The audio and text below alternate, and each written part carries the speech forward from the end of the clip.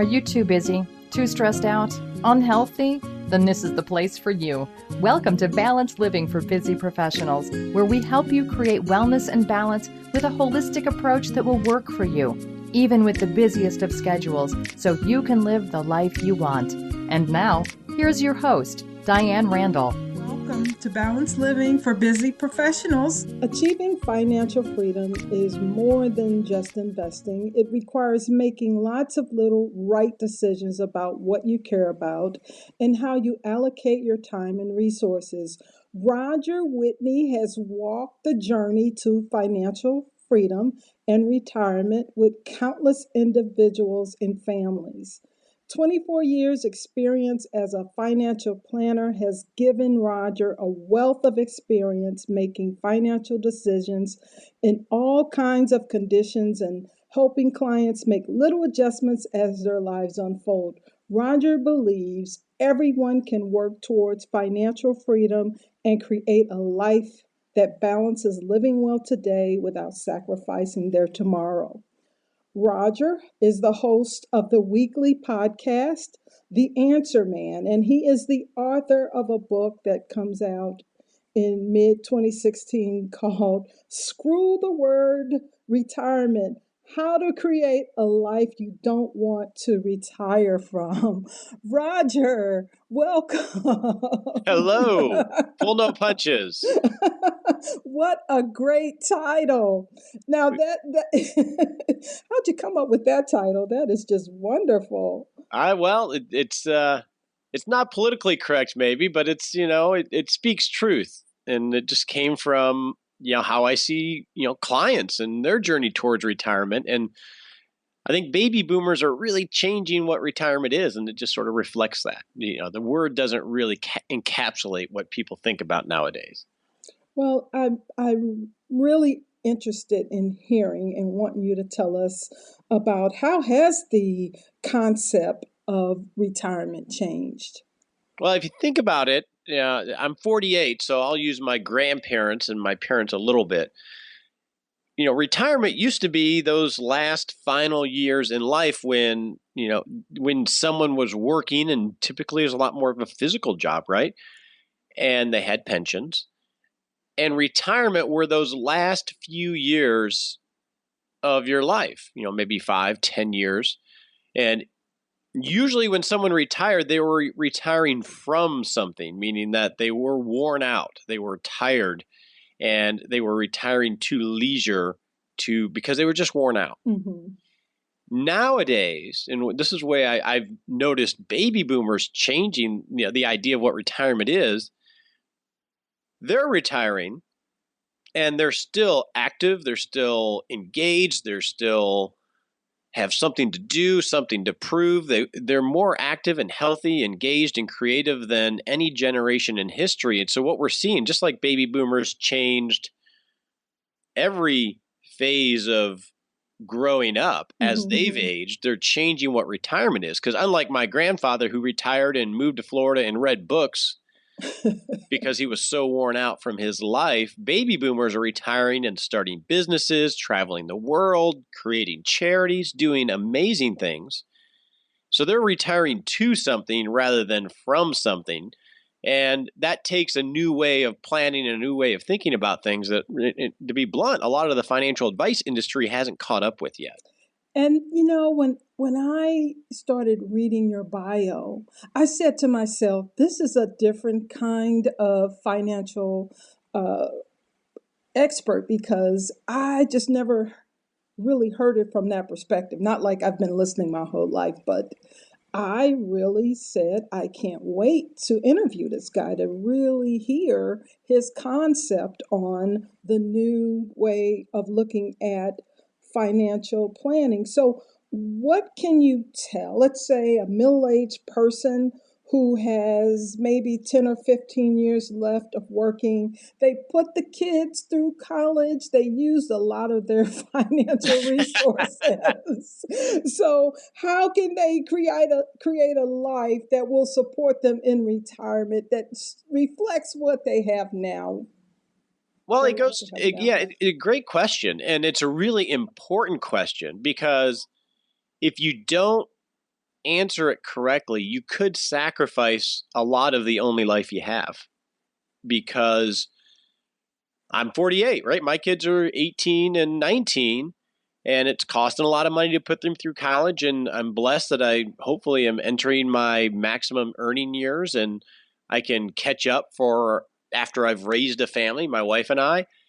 And it's really important to figure out, what does that next phase of life look like? And the sooner you can start working on that, the better off you're going to be. And here's where some of the differences are, Diane. Traditional financial planning focuses almost solely on saving and investing, on figuring out how much you're going to need during retirement, looking at what you have in assets, and finding out whether there's a savings gap. Right. And once they discover that savings gap, then you have two solutions, really. You need to sacrifice more of your life right now to save and invest more to fill that gap. Or you're going to have to sacrifice later on, either by retiring later or by living on less later, which are two really sucky decisions. I mean, those are bad choices. And there's so much more to that. So, and that's because the reason those are bad decisions is because, like we were talking before, baby boomers are going to live longer in retirement than any generation in history. And they're going to be more active. They're going to be wanting to do things, which means it's going to cost a lot more money, because they're not going to be like my grandfather who just moved to Florida and read books. That's not that expensive. Baby boomers are doing these crazy things that we talked about, which is going to demand a lot more money. So if all you're going to focus on is savings and investing, it's really not going to be an attractive picture, because it's going to cost so much money. And that's where a lot of people are really worried and stressed. And that's why we read a lot about how far behind people are in saving towards retirement. So what I suggest is it's much more multidimensional than just savings and investing. It's not about retiring. You know, we think of retirement as, you know, the retirement party, you get the gold watch, and then you're done, right? And then you go play golf, or you go do something. I don't know. Really, I think and I've seen this in my practice with the people that I walk life with, is it's not about a date. Retirement isn't a date. It's a long-term relationship in your life, and it's a new phase. So what they're doing, and the sooner you recognize this, is if you start thinking about, okay, I'm going to be real active and still have something to contribute. Maybe it's not about a retirement date. Maybe it's I start to manage my life and my career in work to where I start to gain more control over my time. And I think survey after survey that I do with the Retirement Answer Man podcast audience is asking them, what is the thing they worry about most, or they desire most? And it's not retirement, it's freedom, right? It's freedom for their schedule. So if it doesn't mean they don't want to work, it just means they want to control their time. Exactly. And if you're intentional about it, you can create work, whether it's consulting, working with your employer to work part-time from home, whether it's starting your own business or doing numerous things. I have tons of stories that you can start to slowly gain more control over your time, but still earn an income. And that can be an important part of this whole equation. So can you just quickly tell us 3 things everyone can do now to plan for that future of freedom? Just give us just 3 little aspects of what we might think about doing right now. Okay, so there's three amazing investments that you can do right now, and they have nothing to do with investing in stocks, bonds, or anything like that. Number one is, and they sound cliche, but these are, from a financial aspect, extremely impactful. Number one is invest in your health. And we all, that's sort of like saying floss your teeth. And we all know that, but none of us really do it as well as we should. For me, especially with flossing. But investing in your health, because if you're going to live longer than any other generation, you have a decision to make. You're either going to invest in your health and be as healthy as you can so you can enjoy it and be engaged, or you may live almost as long, but it not be near as much fun because you're going to have a lot of health problems. Roger, and I can tell you that that's so great that you said that, because I know people and I see people with so many health conditions. Not only is their quality of life impacted, they're spending a lot of their income on medications because of so many conditions. And this is yeah. And Fidelity did a study on, how healthy you are has a huge impact on the cost of healthcare during retirement, which is something everybody's worried about. right. So so you have the qualitative aspect of it the quantitative aspect of it. It could save you money and help you retire with a better lifestyle, but it has the qualitative aspect of, if you're going to live a long time, you probably want to be healthy enough to enjoy it, other than just going from illness to illness. So investing in your health. So I'm 48 and I do things very consciously now to set myself up, hopefully, to be very healthy 10, 20 years from now. So that's number one. Number two, another extremely important investment is to invest in your relationships. So from a quantitative standpoint, let's talk dollars and cents. If you want to blow up your retirement plan, if you become empty nesters and you and your wife or you and your husband or your significant other don't know each other and you get divorced, financially, you've just blown yourself up. So from a pure dollars and cents wise, if you want a sure thing that's going to really set you back towards a great retirement, is to have your relationship blow up later in life. On a qualitative aspect, it's just as important. Now, I've been married 25 years and I've had my number of screw ups, but from a qualitative aspect, I can easily say at this point, I'm very lucky in that our relationship is stronger than it's ever been. And that is significantly important to having an amazing retirement. Now, outside of your significant other, when you're going towards retirement, now, Diane, remember college where you met tons of people? Yes. And then when you left college, it was harder to meet people. You met people in your workplace and maybe in your, some family situations, but your world got a little smaller in terms of social circles. Well, when you retire from work, that same thing will happen. Your social circles will get even smaller because you'll lose all of those social connections that you've built up over the years in whatever work that you do. So investing in relationships isn't just with your spouse, but it's with your friends and having rich relationships outside of your significant other, because as people get older, they tend to lose a lot of those if they aren't intentional about it.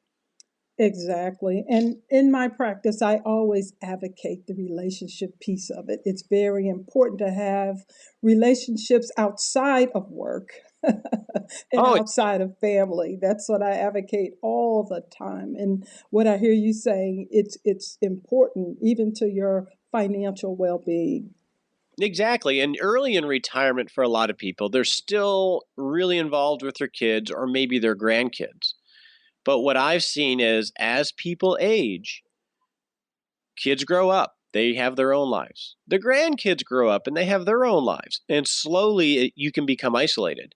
So it's important to invest in your relationships and always maintain a growth aspect. Now, I'm a financial guy, but the financial stuff is important, but this stuff is as important as anything we could talk money-wise. I hear what you're saying, and I agree. I just never thought about it in those three ways together as a whole. I just never looked at it that way. And this is fascinating because it's so true. I look at each thing individually, but never looked at it as part of a financial perspective. So this is really great. So what are some of the biggest mistakes you see people make, and how can they avoid them?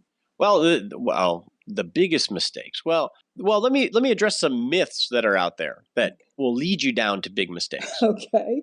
And one of the biggest myths, and it's probably the most common question, is what's my number? How much do I need to save to be okay? And it's a correct question, but it's based on some really rough premises. Is because we're, in trying to plan your retirement, you're planning for 10, 20, 30 years of life. And there's so much uncertainty in it that you can't pick a number because there's so many things that are going to change in your life. What your priorities are, how your health is going to be, what your lifestyle is going to be like, what your income sources, what the markets are going to do. So you can't think of it as just a number because that gets you back to simply the saving and investing structure, which is very one-dimensional. And also, Roger, remember in 2008-9, that big downturn of the economy? I didn't notice that, was there? That set so many of us back. Okay, Yes. we lost a lot of the money that was geared toward retirement. So now, at least I feel, and I'm so happy you're here, that I'm playing catch up. And I've been on the side where I'm done with the college thing, but I feel like I'm playing catch up so that when I retire from a certain aspect of my work, I want to live a good life. Yeah, definitely. And look, well, let's talk about that in terms of just simply investing and having that big market drawdown of, seeing balances, people lose 20, 30, maybe 40% of their money through the peak to the trough of that big economic turmoil. I mean, that was extremely traumatic. The reason I said I don't know what you're talking about is I think I've just mentally blocked it out for protection purposes to protect my psyche, but that changed a lot of people's lives. Yes. And when we think about investing, and this is a difference, I think, in how a lot of people think about it is traditional investing focuses on how much risk can you tolerate, and then will optimize or create a portfolio to position you for the best returns given that risk level. So it's trying to gauge how much you can emotionally tolerate in seeing your values of your accounts go up and down. In my practice, what I've done is I think of it a little bit differently because asking how much risk you can tolerate is asking you how much pain you can tolerate, basically. Right? Exactly. So if I say, Diane, I can handle you punching me in the face 5 times, I can tolerate that. Doesn't mean I want to be positioned to experience that, right? Right. I probably don't want you to punch me in the face that time, many times. So rather than look at it from what your risk tolerance is, which is something that's pretty normal in our business, I approach it more from the Tim Ferriss point of view of what is the minimum effective dose of volatility or investment risk that I need to take to achieve things I actually care about, which is typically lifestyle, right? Yes. And I only know how to create that through going through a process and a plan of what is it you're trying to accomplish from a lifestyle standpoint. Because when you think about investment risk, we're not really, and you can totally disagree with me, we're not trying to maximize wealth. We're really trying to get a comfort level or some confidence that we can achieve the life that we actually want. Well, and I don't disagree with you. I actually agree with you, but traditional financial investing, I won't say it's put quite that way. No, it's not. No, I agree with you. It's not. It totally is focused on maximizing wealth. Exactly. Yeah. And I think that's a disconnect between how normal advice industry has grown up and what people actually care about. People actually care about every survey that I take, and I talk to retirees, and on my podcast, I survey them and we have lots of conversations.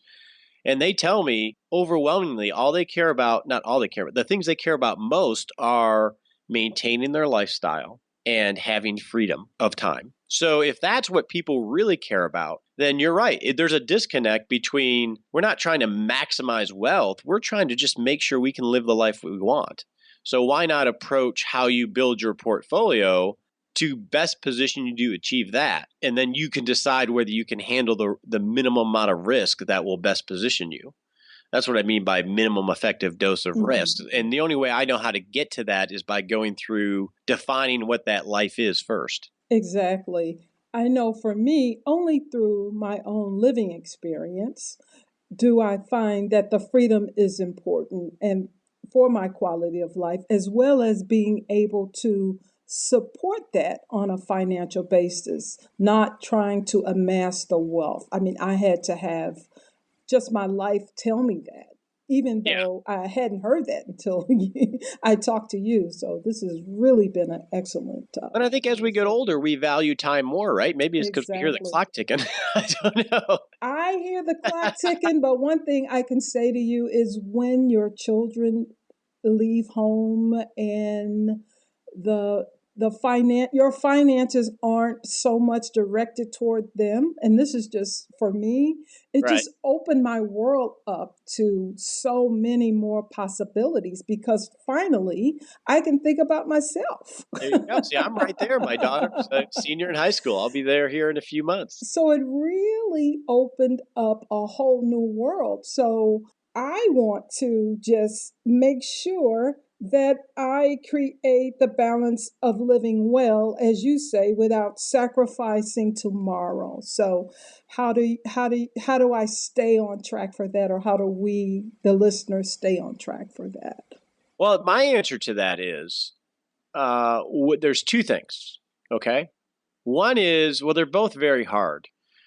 One's harder than others. It depends on who you are. So I've been married 25 years, and I typically ask people, what is the secret to a great marriage? And I don't know if you have an answer to that or not. Do you have a secret? I'm listening to you. Okay. My secret is I never want to have a big conversation with my wife. Mm-hmm. And that's very pragmatic. And what I mean by that is, I've seen through my practice divorces. Some work fairly, smoothly, others very nasty. And in my personal life, not me, thank goodness, but others. And generally when people get divorced, what I've seen anyway is that it's about resentment. It's about things that have built up over time that were never addressed. And we all, my wife and I, we live different lives in our heads, right? We have our own thoughts in our heads that, if we don't share things that annoy us or that are a disconnect or a difference in values or difference in goals, if we don't talk about those things often, so we're walking hand in hand and we understand where we're at, if we don't have some of those difficult little conversations, what ends up happening is you start to grow apart. Mm-hmm. And you start to drift farther and farther apart until sometimes it all blows up and you don't even know why you're getting divorced. You just know that you can't stand the person anymore because that resentment built up that nobody ever talked about. Well, when you're managing your financial life, Diane, it's exactly the same thing. Is you have to have lots of little conversations, a lot of the right little conversations about your goals, about your cash flow, and about your net worth, so you can make sure all three of those are aligned. So if you've set some 1 year or 3 year goals, some shorter term goals that mean something, then you want to make sure all your cash flow decisions, what you spend and what you earn, are aligned with those goals. And then you want to look at your net worth statement, which is just a list of all your assets and all your debts, and make sure that you make decisions about what you do with your money based on what you actually care about. Mm-hmm. And then you want to systematically have those conversations over and over again so you can make lots of little adjustments as your life unfolds. And the reason you have to do that is, and this is just how I've come to, the reason you have to do that is because whether it's in the markets or in the economy or in your job or in your relationships or in your health, we have no clue what's going to happen in the future. In your life, in my life, I have some general direction that I hope it's going to happen, but I don't know how the seas of the world are going to impact me, and I'm not going to be able to figure it out. And other than making some reasonable assumptions about markets and economy and my life, I don't need to spend too much time trying to figure it out because it's unknowable. It's unknowable. All we know is the present. Right. And we get trapped in trying to figure things out. And that's generally what all the news is about predicting the future, which is unknowable. So you have to accept all of that's unknowable. And then once you accept that, you can do something really cool. You can just ignore it all and then do what you have control over, which is having those little conversations in the right intervals. And focusing on our priorities for our quality of life as we age. Exactly. That's what you're saying. Exactly. Okay. So it's like an airplane. An airplane, if you're flying from, I'm in Dallas or Fort Worth, if you're flying from Fort Worth to, say, New York, it's never on course. An airplane is never on course. It's always making little adjustments along the way. So if you actually tracked its flight plan, it wouldn't be like a crow flies. It would be zigzagged all over the place. And that's how you want to operate in having those little conversations. Wonderful. So, Roger, what can you leave us with as we think about our retirement and what that new concept means? I think the empowering part is that you have more control over your life than you realize when you're walking this journey towards and into retirement. As long as you're not just thinking of it as a investing and savings decision, but you think about the things that you can actually have control over, or influence over, which is investing in your career to build your cash flow, investing in your health to enjoy yourself, investing in your relationships to make things rich, and then having those little conversations to manage the financial aspect of it so you can make all those little adjustments along the way. I think that should be really encouraging to folks if they start being more intentional about it. I think this whole conversation is very encouraging. You've certainly given us something to think about as we age and as we move towards our future in wanting freedom and quality of life and time, just time for ourselves. So I want to thank you for coming on Balanced Living for Busy Professionals and talking to us about retirement. Roger's information will be in the show notes. There will be a free resource, 3 money talks everyone should have and how to have them, listed in the show notes today. So please take a look at this useful information. Thank you so much for joining me. Oh, be well, Diane. Thank you for listening to Balanced Living for Busy Professionals. This podcast is sponsored by DianeRandallConsults.com. If you like this show, the best way to support it is by leaving 5-star feedback on iTunes. And please, feel free to email your questions, comments, and suggestions to feedback@DianeRandallConsults.com. Until next week, namaste.